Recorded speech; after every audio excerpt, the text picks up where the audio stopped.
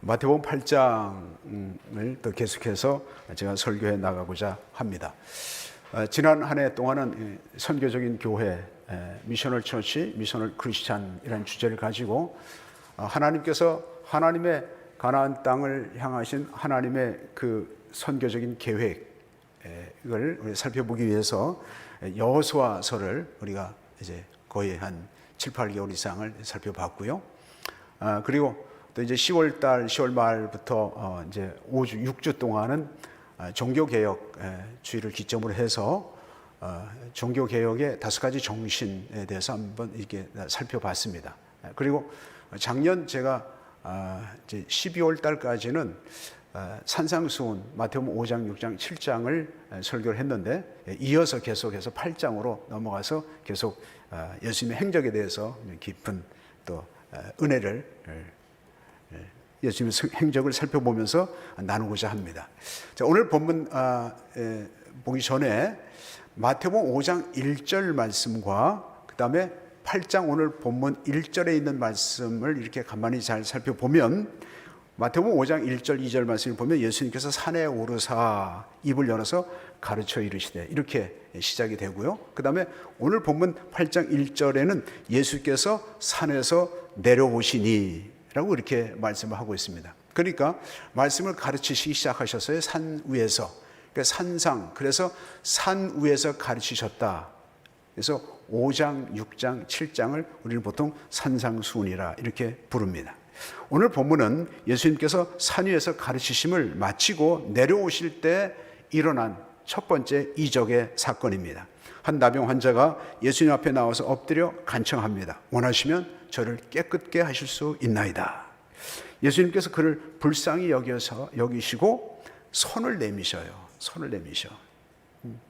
여기 굉장히 의미가 있습니다. 오늘 본문의 제목이 손을 내밀어. 손을 내밀어 그를 만지시며 이렇게 말씀하시죠. 내가 원하노니 깨끗함을 받으라.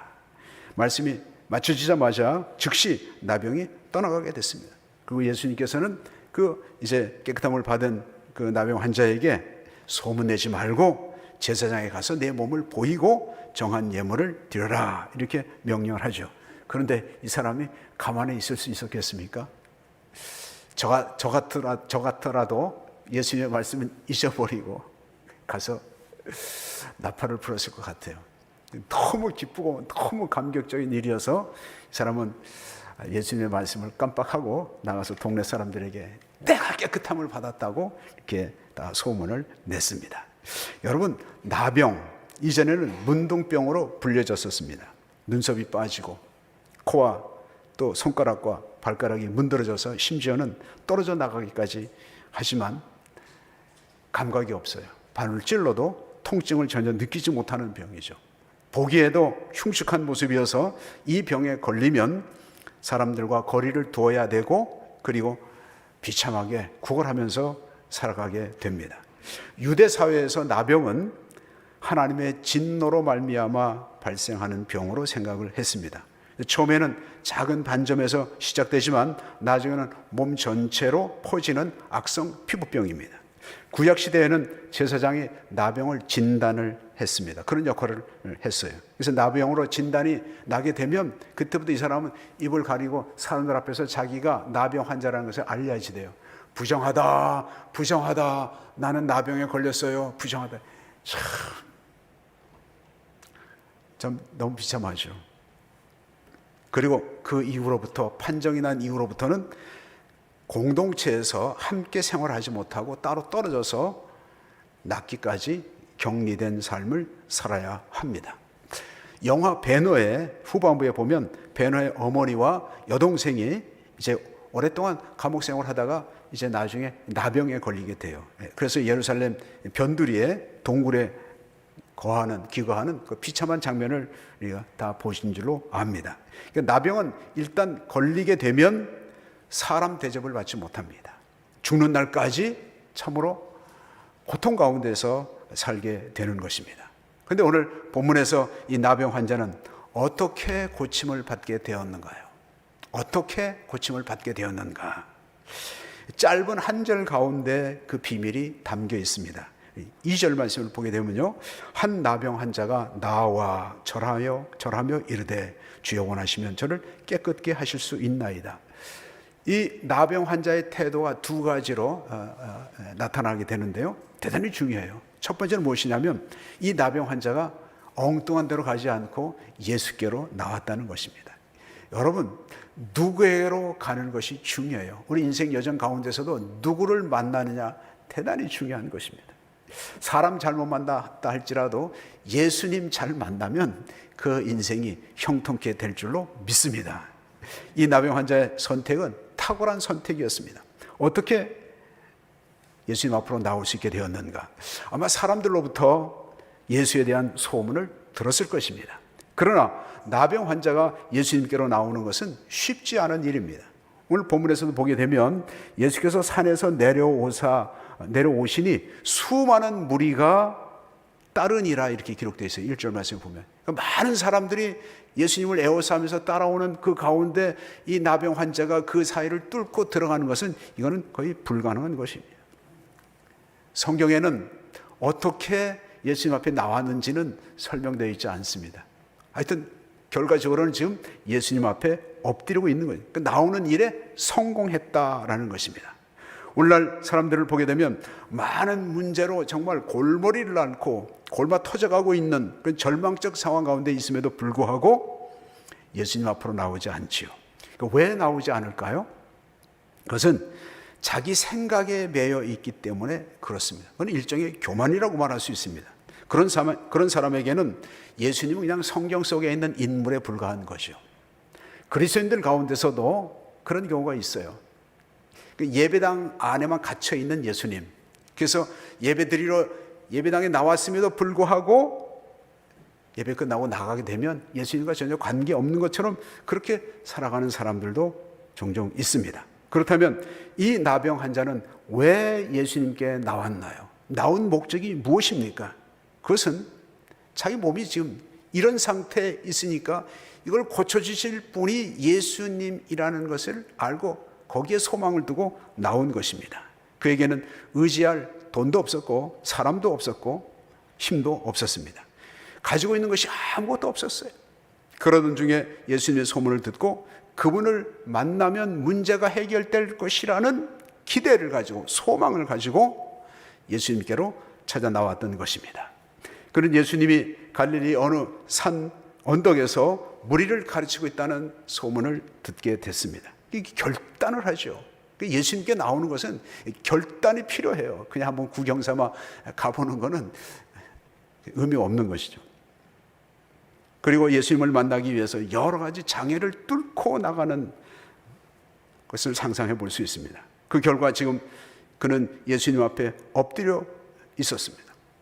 누구든지 그리스도인들이 마음만 먹으면 예수님을 만날 수 있는데 골마 터지는 자기 자신의 그 문제를 가지고 엉뚱한 데 가서 헤매는 모습을 종종 보게 됩니다. 예수 이외에 진정한 소망은 없음을 우리가 알아야 될 줄로 믿습니다. 이 나병 환자는 다른 데 가지 않고 예수님께로 나온 것입니다. 이게 문제 해결의 첫 번째 단계였고요. 그 다음에 두 번째는 무엇이냐면 그의 믿음이었습니다. 그는 예수님 앞에 이렇게 말하고 있습니다. 주여 원하시면 저를 깨끗게 하실 수 있나이다. 짧은 한 절이지만 한 구절이지만 잘 보십시오. 주여 원하시면 저를 깨끗게 하실 수 있나이다.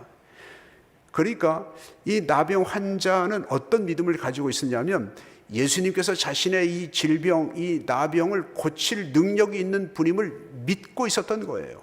확실하게. 그런데 문제는 무엇인가? 주님께서 원하시면 저를 얼마든지 깨끗게 하실 수 있는 능력을 가지신 분이십니다. 그러니까 이게 무엇입니까? 믿음이 있었다는 것을 알 수가 있는 것입니다. 우리는 이 나병 환자가 예수님 앞에서 고백한 이 짧은 한마디 속에 그의 믿음의 순수함과 겸손함을 발견할 수가 있습니다. 오늘날 많은 그리스도인들이 교회당까지는 나오는데 성공하지만 그러나 주님의 능력을 경험하지 못하고 허한 마음으로 돌아가는 모습을 종종 보게 됩니다. 자신의 많은 문제를 안고 왔다가 그냥 풀어놓지도 않고 다시 그대로 들고 나가는 격이라고 말할 수 있겠죠. 몸만 예배당에 나왔지 마음은 다른 데 가 있기 때문에 그런 현상들이 나타나는 거죠. 정말 이 자리가 주님을 만나는 자리, 얼마나 감격스럽겠습니까? 그런데도 이 자리에 나와 앉아 있으면서도 자꾸 딴 생각하고 있으니까 예수님을 만날 수 없는 것입니다. 그런 가운데서는 믿음의 역사가 나타나지 않는다라는 것입니다. 구약의 이스라엘 백성들이 하나님의 백성이라는 신분은 가지고 있었지만 그러나 실제로는 하나님을 만나지 못했습니다. 그래서 선지자가 이렇게 하나님의 말씀을 전합니다. 이사야서 1장 12절 말씀에 너희가 내 앞에 보이러 오니 누가 너희에게 요구하였느냐 내 마당만 밟을 뿐이냐. 나 왔습니다. 도장 찍고 가는 거예요. 예. 하나님께서 그 모습을 기뻐하지 않으신다는 거예요. 그런데 의외로 많은 그리스도인들이 이와 같이 의무적으로 몸만 보이러 나오는 그런 경우도 있다라는 것입니다. 일상생활에 분주하고 세상 욕에 눈이 돌아가면 그런 현상이 나타나요. 경건의 모양은 있지만 경건의 능력은 상실해버린 그런 모습들이 혹시 나의 모습이 아닌지 돌아봐야 될 줄로 믿습니다. 그러면 우리가 주님을 만나러 나왔을 때 어떤 자세를 가지고 나오는 것이 합당한가? 히브리서 기자가 잘 말을 해 주었습니다. 히브리서 11장 6절 말씀에 믿음이 없이는 하나님을 기쁘시게 하지 못하나니 하나님께 나아가는 자는 반드시 그가 계신 것과 또한 그가 자기를 찾는 자들에게 상 주시는 자이심을 믿어야 할지니라. 아멘. 예. 우리 주님 앞에 나오는 거, 예배당에 나오는 거 성공했습니다. 그러면 이 예배 자리에서 정말 살아계신 하나님을 만나는 그 감격과 기쁨을 갖게 된다면 우리 정말 한 주간의 우리의 삶도 정말 기쁨으로 자신감 있게 살아가게 될 줄로 믿습니다. 하나님께서는 믿음으로 사모하는 그런 마음을 가지고 예배 자리에 나온 주의 자녀들 그냥 돌려보내지 않습니다. 이 예배 자리에서 하나님을 깊이 만나는 은혜가 있기를 주님의 이름으로 축원합니다. 이 나병 환자가 정말 그렇게 예수님 앞에 나왔고 그리고 예수님 믿음으로 예수님 앞에 엎드렸습니다. 이렇게 됐을 때 예수님께서 그 모습을 바라보시고 어떻게 그에게 반응하셨는가?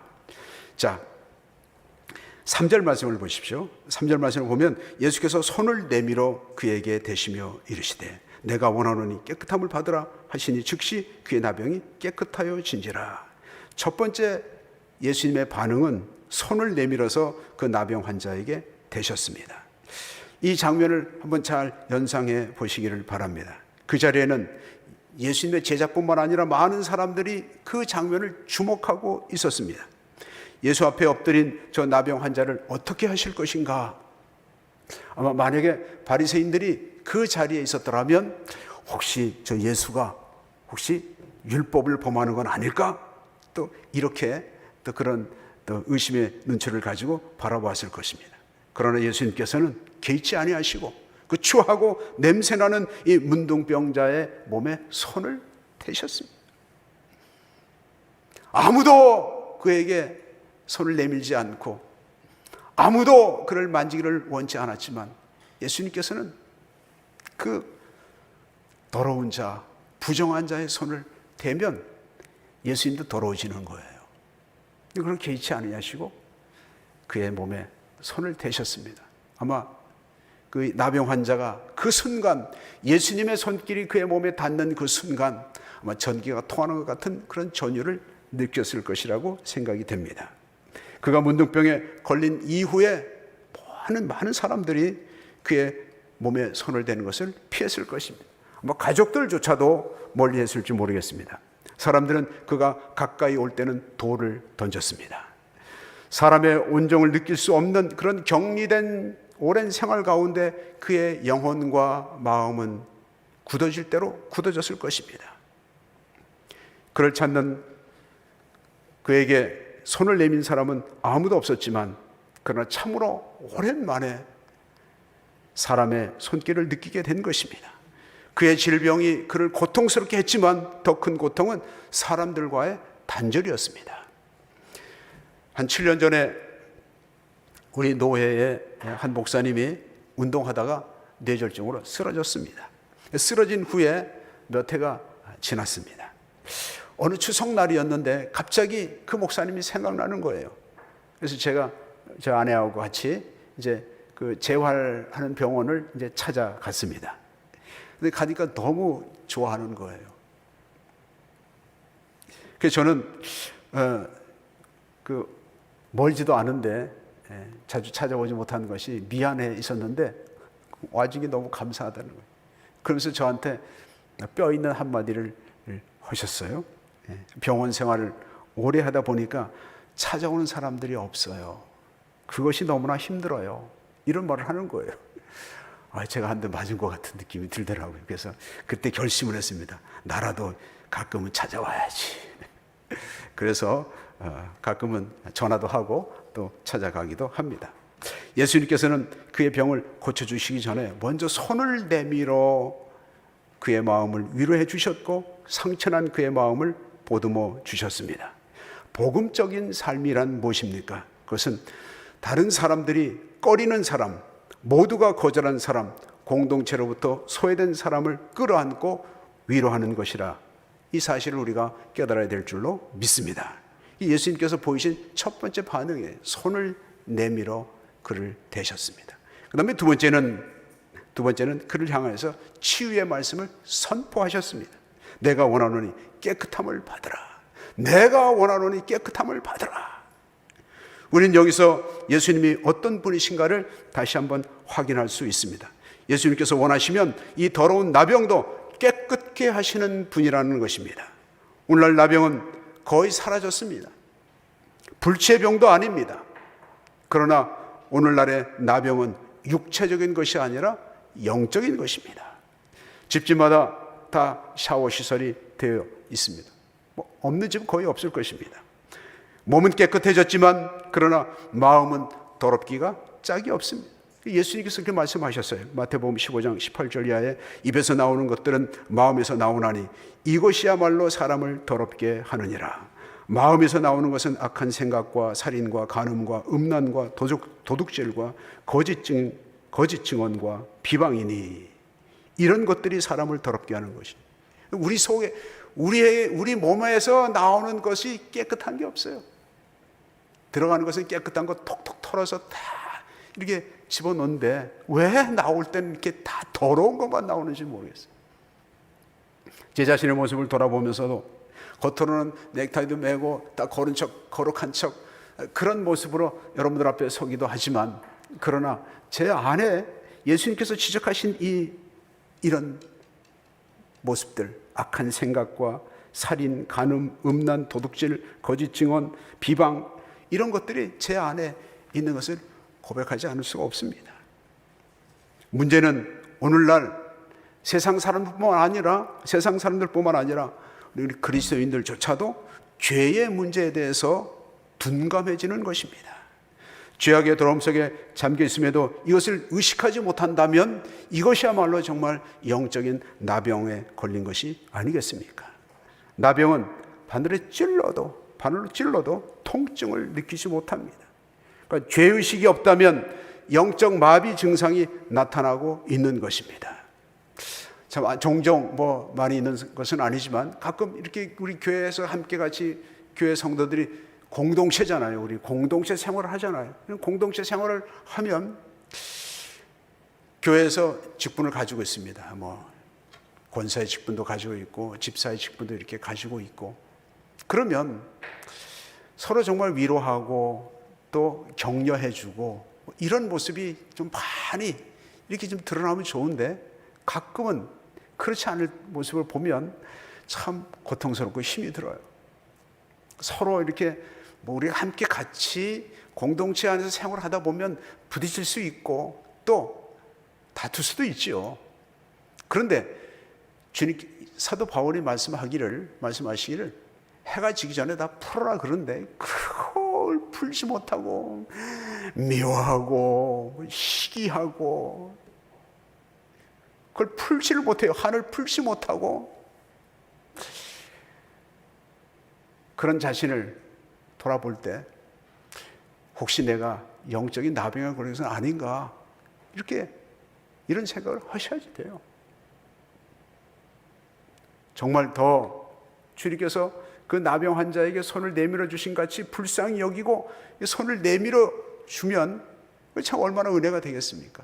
그런데 마음에 들지 않으면 그냥 세상에서 하는 거하고 똑같이 교회 공동체 안에서 하는 것은 이건 참으로 부끄러운 일입니다.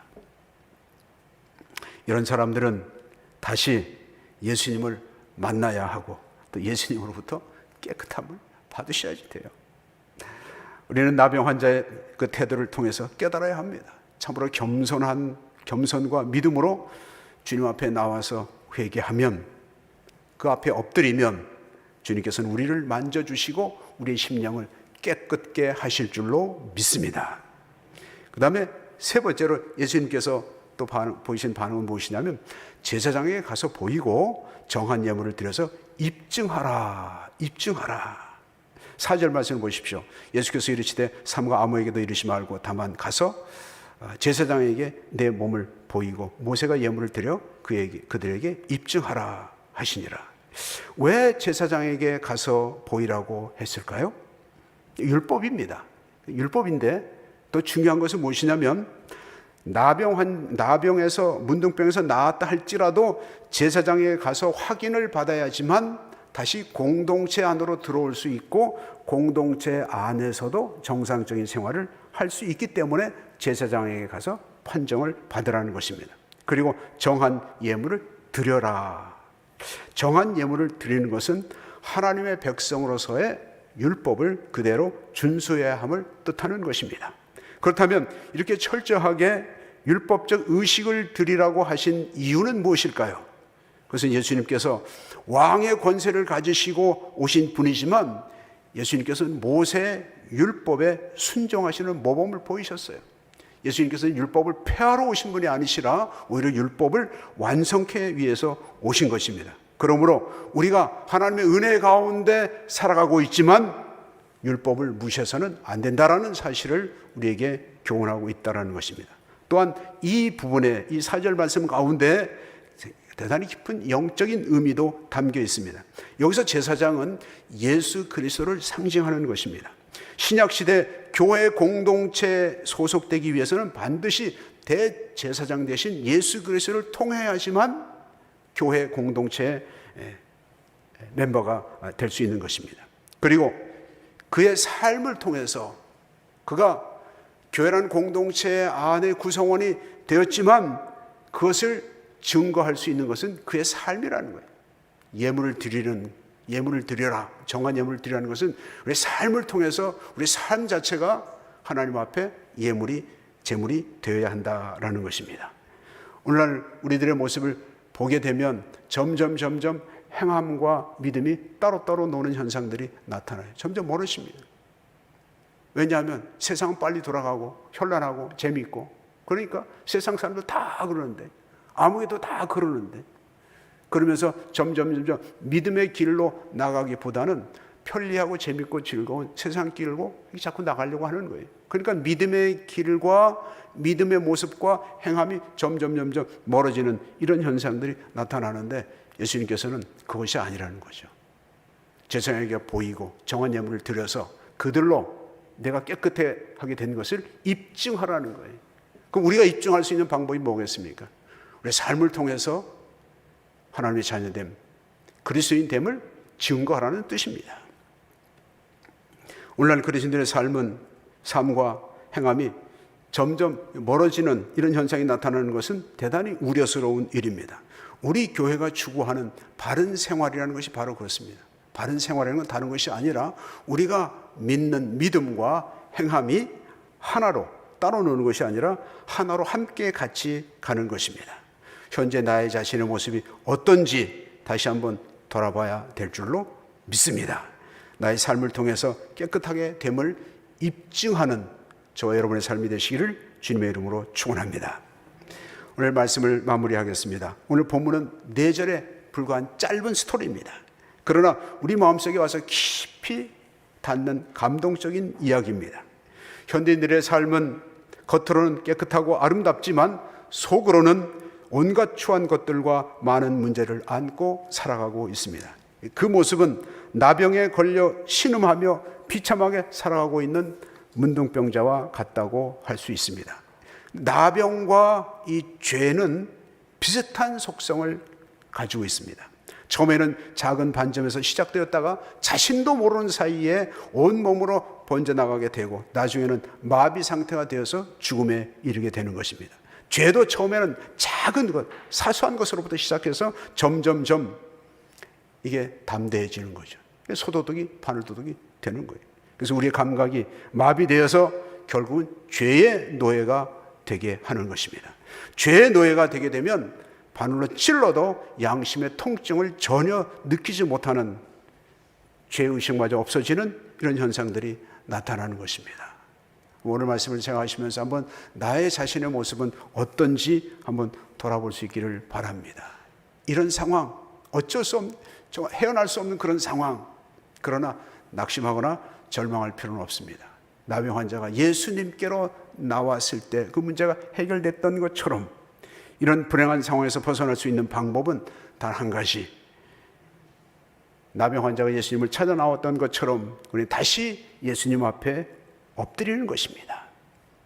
그리고 진심으로 주님, 주께서 원하시면 저를 깨끗게 하실 수 있나이다 라는 통회하는 마음으로 구할 때 주님께서는 우리를 깨끗게 해주실 줄로 믿습니다. 우리의 주 되신 예수께서는 결코 우리의 근구를 외면치 않으십니다. 모든 사람은 외면하고 거부했지만 예수님께서는 그 나병 환자를 불쌍히 여기시고 먼저 손을 내밀어 주시고 만져 주셨습니다. 왜냐하면 예수 그리스도, 그분은 우리의 질고를 아시는 분이셔요.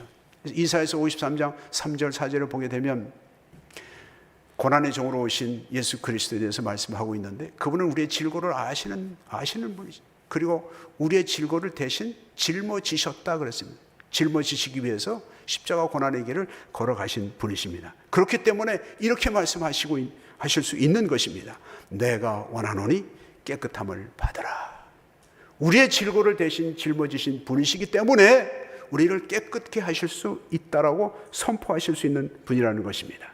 그러므로 예수 안에 소망이 있습니다. 예수 안에 깨끗함이 있습니다. 예수 안에 진정한 회복이 있습니다.